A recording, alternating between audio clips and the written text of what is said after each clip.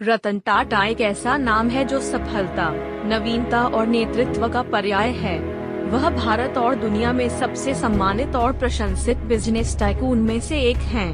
रतन टाटा टाटा समूह के पूर्व अध्यक्ष हैं, जो दुनिया के सबसे बड़े और सबसे विविध व्यापारिक समूहों में से एक है।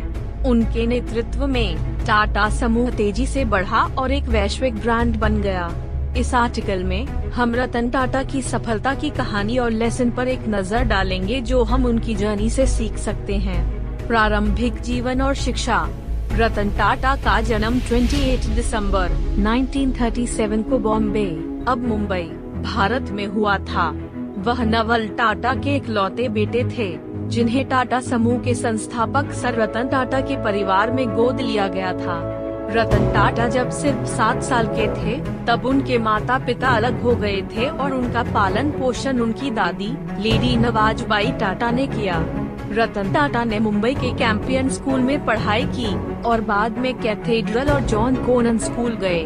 उसके बाद वे संयुक्त राज्य अमेरिका में कॉर्नेल विश्वविद्यालय में अध्ययन करने गए, जहां उन्होंने वास्तुकला और संरचनात्मक इंजीनियरिंग में डिग्री हासिल की।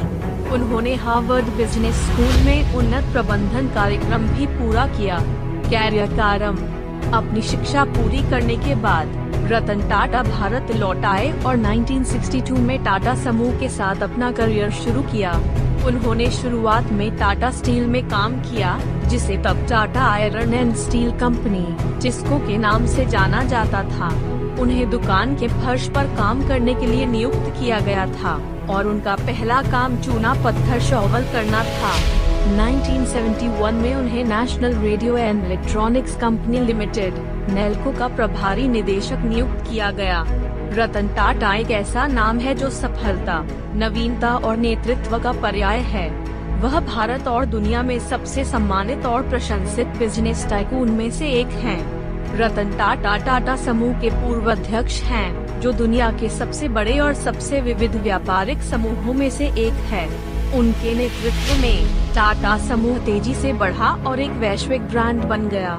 इस आर्टिकल में हम रतन टाटा की सफलता की कहानी और लेसन पर एक नजर डालेंगे, जो हम उनकी जर्नी से सीख सकते हैं। प्रारंभिक जीवन और शिक्षा। रतन टाटा का जन्म 28 दिसंबर 1937 को बॉम्बे, अब मुंबई, भारत में हुआ था। वह नवल टाटा के इकलौते बेटे थे, जिन्हें टाटा समूह के संस्थापक सर रतन टाटा के परिवार में गोद लिया गया था। रतन टाटा जब सिर्फ 7 साल के थे, तब उनके माता पिता अलग हो गए थे और उनका पालन पोषण उनकी दादी लेडी नवाजबाई टाटा ने किया।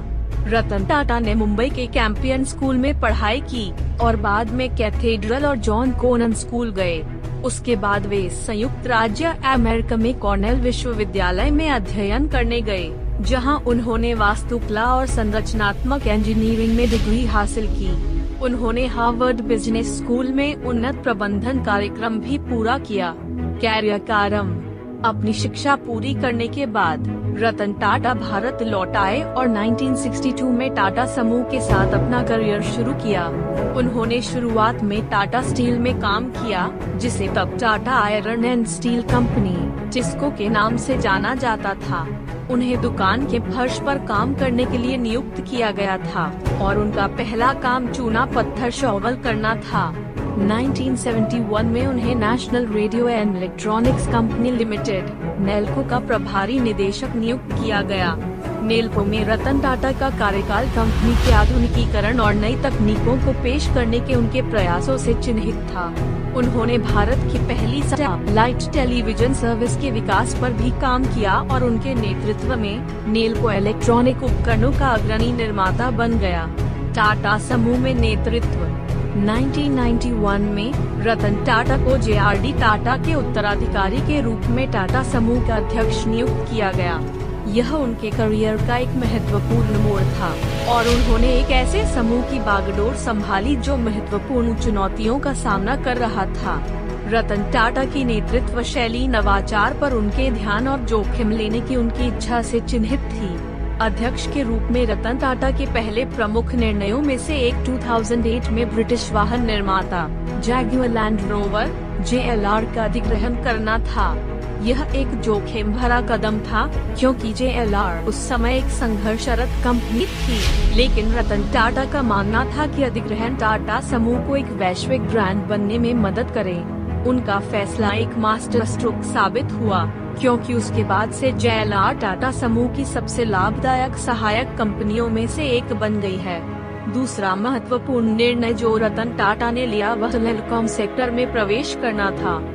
1996 में टाटा समूह ने टाटा टेली सर्विसेज की शुरुआत की, जो भारतीय दूरसंचार बाजार में एक अग्रणी कंपनी बन गई। रतन टाटा ने हॉस्पिटैलिटी, पावर और रिटेल जैसे नए क्षेत्रों में टाटा समूह के विस्तार का भी निरीक्षण किया। कॉर्पोरेट की सामाजिक जिम्मेदारी। रतन टाटा कॉर्पोरेट सामाजिक उत्तरदायित्व (CSR) के प्रति अपनी प्रतिबद्धता के लिए जाने जाते हैं। उनके नेतृत्व में टाटा समूह ने भारत में लोगों के जीवन को बेहतर बनाने के लिए कई पहलें